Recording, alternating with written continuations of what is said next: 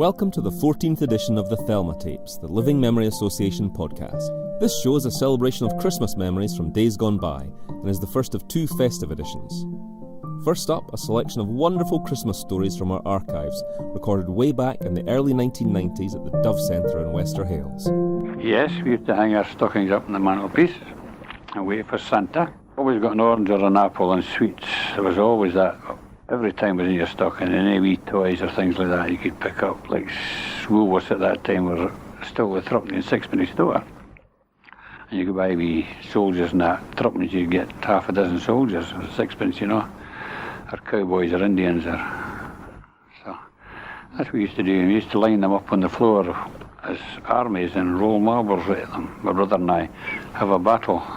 See who could knock down all. Once all the soldiers were down, that was you. Even if you were the one left, you'd won the war, you know. Well, you put your stocking up, you were lucky if you got an apple or an orange or something like that. In fact, they used to put ashes in stockings, didn't they? I don't know what the significance of that was. Usually you got a bit of fruit, as I say, it was during the war when I was growing up, and a bit of fruit and maybe a handful of ashes. Because, well, I used to borrow bikes to go out and about with the boys, but eventually I got one of my own, and that was, I think, the ultimate in my toys as a kid. Oh, it was a dream to me. Once the great day when I got a cowboy hat and a holster and pistol, cap pistol. Brilliant. The 30s, that had been the 30s, before the war. We used to go around there and we're all in the windows, watch, look at that, look at this, the things you would love to have, but you knew you weren't going to have them. But I mean, you didn't get depressed about it. I mean, you just accepted the fact that that was the way life was, and you just got on with it. And they didn't have any money for the kids because toys and that, you know. And you would be very, very rich if anyone went out on Christmas Day looking out the window, and it used to be awful snowing when I was young. Used to have white Christmases, always snow. And if you seen any kid going about with a pram, they had money. They had the money, you know. But you very rarely seen any children with Christmas toys or anything, you know. We had our own entertainment.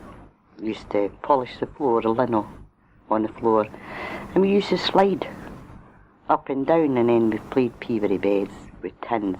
Before Christmas, that's the night before Christmas, that'd be Christmas Eve. She used to get us all round the fireplace. She used to say, I've got a story to tell you, you know. She used to say, the little boy that Santa Claus forgot, oh goodness knows he didn't want a lot. He sent a letter up the lum for a toy and a drum. He nearly broke his little heart when Santa never come. She says, and I've not got any money to clean the chimney this year, so Santa won't be coming to our house because he didn't have anything to give us, you know. And every year she always used to get us all round the fireplace. Well, just Mum didn't have any money to clean the chimney, so it was too dirty to come down at the time. But we realise now, as you get older, that she must have felt very bad that she couldn't give us. She just didn't have the money to give us. But the 6 of us in the family, 6, I made up. Yes. What I didn't get, and what I would have loved to have gotten, I made sure my children got. And I do say I love Christmas. I love Christmas. It's a time of peace and happiness to the whole world, Christmas. I love Christmas. And it used to be the store up in Bread Street, which was the big department store at that time. Used to go there at Christmas time and go in and see Santa, and you get a wee present, which was usually rubbish, but you got something. Sat on his knee. I used to just say to my brother afterwards, over there, if that was one of the blokes that worked in the store, if they brought somebody in, it's Santa Claus! Yes, I think I saw Santa Claus a couple of times in the shop, but they were never very enthusiastic. Town wasn't decorated very much in my younger days, not like it is now. You didn't have all the street lights in Princess Street, or the ones they've now got along Gorgie Road and Doraya Road. But all the shops were well lit up and had their coloured lights and that, and candles in the windows, and it was a different Christmas. The first Christmas tree I had at my home was after I was married. We used to put the paper decorations up, the ceilings and the walls and that, but that was it. No Christmas tree, no Christmas lights, no. Well, it'd be difficult to have Christmas lights in our house because it was gas lit, and I didn't have any gas Christmas lights. Yes, some people used to put small candles in the tree, but it was a dangerous practice because, I mean, there were 1 or 2 fires because of this, but we used to have coloured candles burning on the table, Christmas dinner time, a great big Christmas turkey, and that was always saved up for. My mother and my grandmother together used to buy the Christmas stuff for the 2 families, for them and us. A lot of people didn't have turkey at Christmas. A lot of people were lucky they had corned beef at Christmas. Well, people tried. I think everybody made an effort, certainly for children, they would try. And there might be a little party or something, but when the days of rationing, you got a wee meat-based sandwich, fish-based, more likely in these days, fish-based sandwich. And then everybody thought they were having a good time. Didn't have turkey or anything like that at that time, you know. There's nothing like that. A big pan of mince would go on. Again, soup, plenty of soup. You know, we had soup in that and mince. Yes. Christmas Day. Yes, rabbit, yes. Yes, I've had rabbit. I knew that made clouty dumplings, that they saved up their stuff, the dried fruit and so on. Things were on points in these days. It wasn't just money, you'd give over coupons that were called points to get a lot of things like tinned fruit and so on. And the women would save up and save a little bit of margarine and all this sort of stuff so that they could make their clouty dumpling. But I mean, they made it to last. A clouty dumpling was, well, 2 foot in diameter was not unusual. They made it in the boiler, in a pillowcase. And the pillowcase was swelling by the time the dumpling had swelled up and cooked.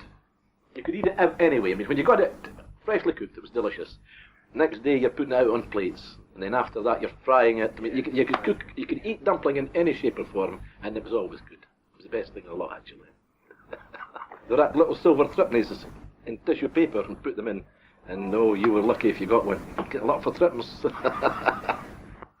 Oh yes, we used to have a lot of white Christmases when I was a kid. Of recent years we would.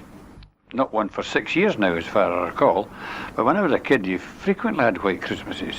You used to have terrible times sometimes clearing the roads and traffic all snarled up and that. Even when the tram cars were running, they had trouble because the slot and the rails got filled up with hard snow and had to get cleared out at the points because the points wouldn't close or open because of the snow and frost getting into them. Oh yes, we used to love that, making snowmen and having snowball fights. That was part and parcel of the winter time. Well, we have a white Christmas or no, it's years and years since we've had one. Right outside. Playing snowballs. We skated on the canal many times because it was so cold the canal was frozen. In these days you could hire skates. You could either hire skates with the boots or even cheaper, you could just buy hire skates that clipped onto your shoes or your boots. You could clip them on like you did with roller skates. Oh, you could skate for quite a distance because it was frozen for quite a long way. It was frozen right along past Harrison Park and along beside the rubber mill, what used to be the rubber mill, which is now the brewery. And we used to get shortbread and carny bun. Because my mum said if you've not got the carny bun in the house and you've not got the shortbread, you have bad luck all year. So we always got that. And cordial drink. We got that, yeah. Yes, door wide open. Everybody come in the house. Could leave your door open, nobody would steal or anything. Everybody was friendly. All neighbours, all round. All the scheme. Just left the door open. Anybody, Tom, Dick and Harry could come into the house. Strangers. A piece of coal. If anyone come to the door, it was blonde-headed. They always had to bring in a piece of coal with them. So we got bad luck. Some of them in the good old days, you didn't have any coal yourself maybe, and you got up the stairs and the coal sellers were out on the landing, and you opened the coal, they took a lump of coal out and went to the person's door, knocked on the door, gave them a piece of their own coal. Which must be just as lucky as any other piece of coal, but black bun. That's a very rich tea cake. It's like a Christmas pudding, but it's got pastry around the outside of it. Black bun.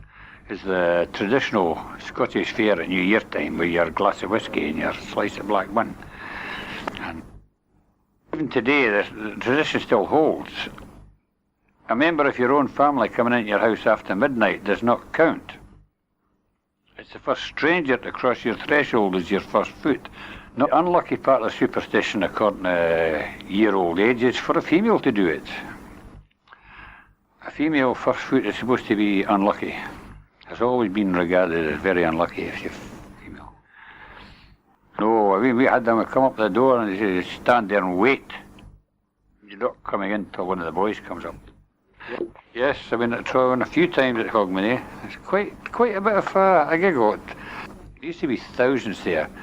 And you had wee barrows, stalls with all their stuff selling their wares up and down the high street. And you get balloons and your rags, whatever, all sorts of things, wee toys and hot drinks and roasted chestnuts. And roared Happy New Year and shook hands. Everybody shook hands all round about, and then you used to break off into your groups and head off to wherever you were going first footing and that, you know.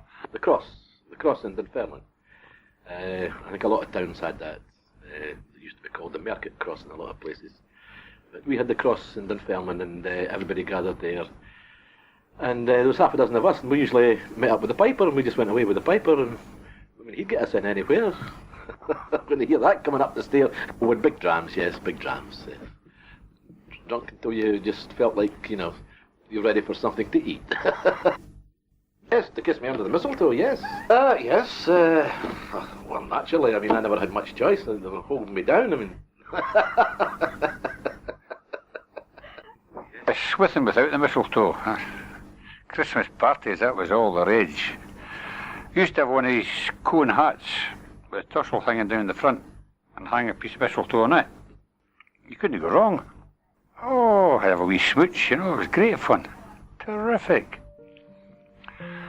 I say, oh, I prefer your taste of your lipstick of yours.